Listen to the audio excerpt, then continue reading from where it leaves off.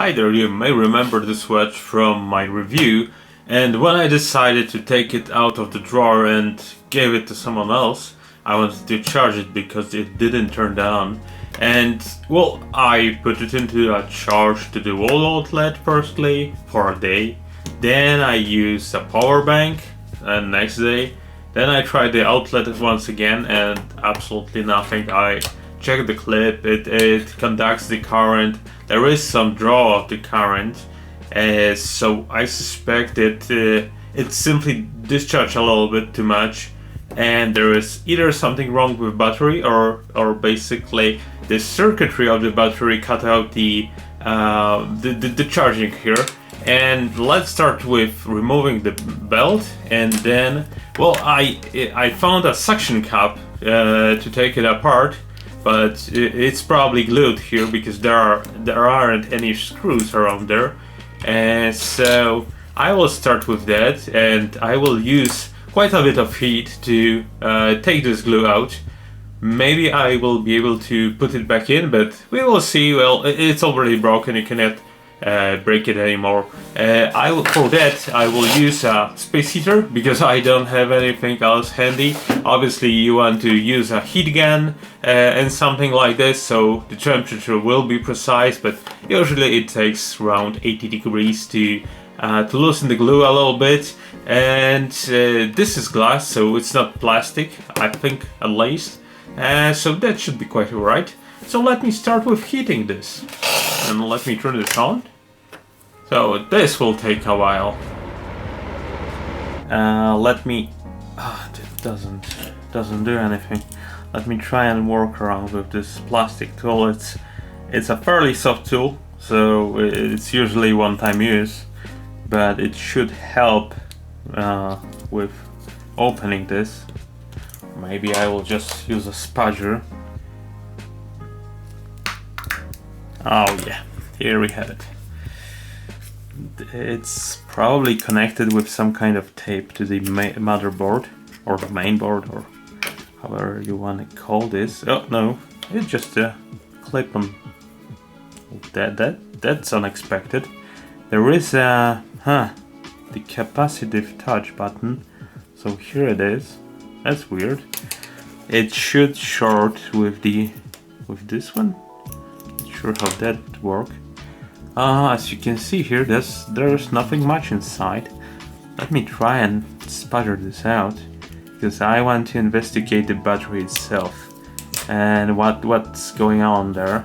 I like that the screen is kind of matte, so that would be a nice touch. Oh, we have the battery, we have the that's a speaker, right?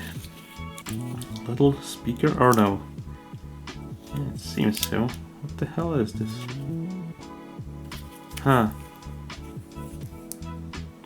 No, that's the the motor inside the vibrator. That will let you know that, you know, it's probably spinning around inside, something like that. Oh, okay.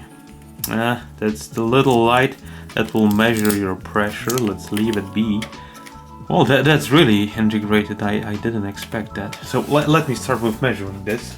That's the battery itself. I think it has some kind of the protection circuitry. So that's not good. Just 0.8 volts. That's really bad. Absolutely nothing. Let me bring the meter here so you can see too. It's 0.0. So that's really bad. So presumably the battery got discharged really bad. It wasn't in any kind of cold or any weird, you know, it was actually in a room temperature because it was in my desk at home. So it wasn't here where I record stuff. So that's really bad.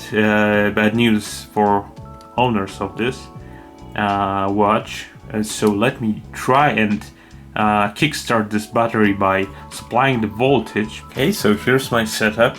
This is a power bank. It has two connections, USB ones, so plus 5 volts. Well, that may be a little bit too high, but let me explain a little bit.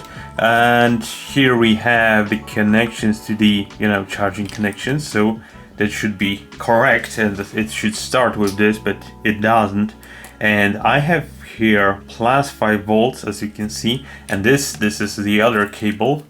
Let me get into the frame, and this will deliver the ground. So let me try, and I will try just to, put a little bit of voltage so into the battery itself.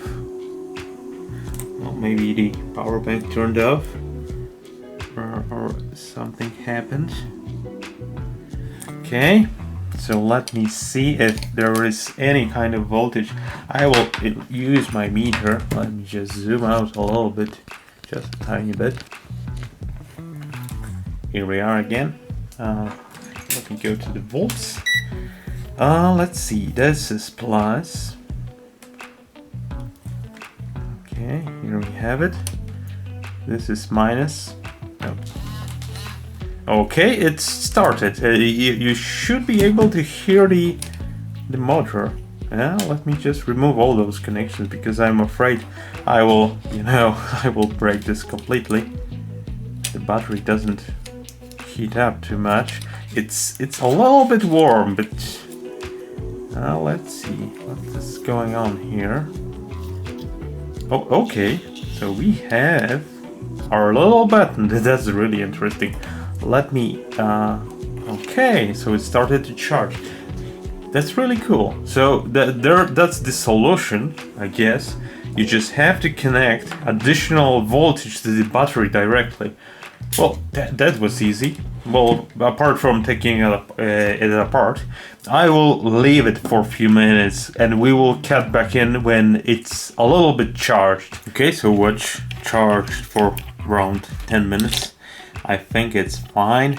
It seems that the display works correctly. As you can see here, it's completely matte. Let me try and put this back in, because what could be a problem when putting this back in is the placement of those components under the main board over here. So let me try and place it gently so it won't, overlap at all. Okay, so let me just put it here and over here so it will clip in. I hope it will. Yeah, because okay, we have on this side there is a delicate metal mesh under this glue over here, so you cannot see also the around the watch, but presumably the best point to start digging in will be from the bottom, like I did by accident, but there are some scuff marks, as you can see here, and also here, so that doesn't look perfect.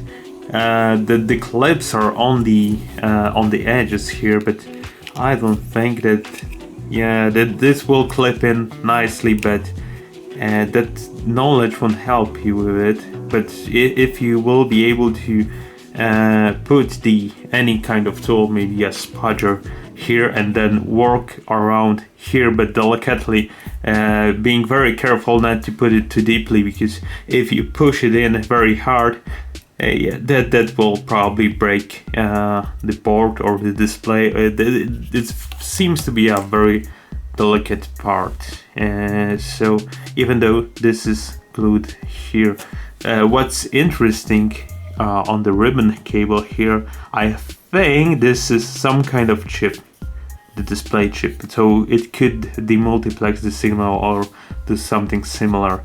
I cannot see anything that there is. It is backlit, so that's the frame around it. But basically, apart from some test points and some connections, I cannot see anything else I can talk about here. Okay, so I wipe the screen and let me put this whole assembly back in, just push it in so it will clip. That's it. So you can solve an issue like this with a spudger and maybe a suction cup like this one. So it's really comfortable to pull out the pull out the screen. So presumably this solution will also work for any other smartwatches like those cheap ones that doesn't turn on anymore. So thank you guys for watching. I hope you enjoyed, and see you guys next time.